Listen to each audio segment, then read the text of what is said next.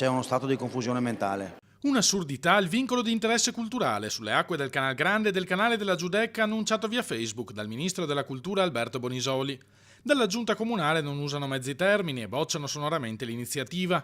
Il procedimento, che dovrebbe prendere il via nel giro di poche settimane, consentirebbe al Ministero di vietare, tramite la sovrintendenza, non solo il passaggio delle grandi navi da crociera, ma qualsiasi uso delle acque dell'intera laguna giudicato in contrasto col preminente interesse culturale.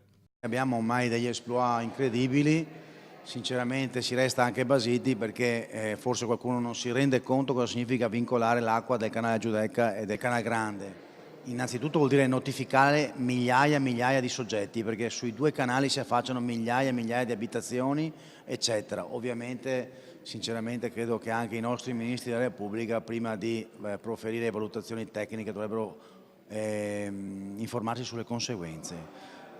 Cominciassero magari a vincolare Roma, che forse ne ha più bisogno. Evidentemente, attacca l'assessore veneziano alla mobilità Renato Boraso, il ministro non ha la minima idea del lungo e complesso lavoro attualmente in corso per riordinare e unificare le competenze sulle acque della laguna.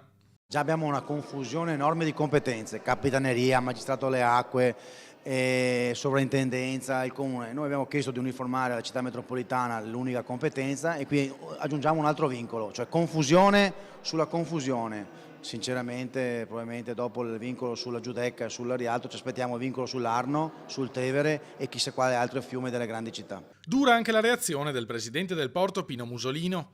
In una democrazia che possa definirsi autentica e efficiente, argomenta, il dialogo interistituzionale è fondamentale e non si fa policy solo sui social media. Quel bilanciamento fra ambiente e porto cui il ministro si riferisce viene praticato ogni giorno dall'autorità di sistema portuale. Il settore crociere in particolare e il porto commerciale in generale, ricorda Musolino, danno lavoro a oltre 18.000 padri e madri di famiglia e le attività portuali valgono oltre il 20% della ricchezza totale dell'area metropolitana.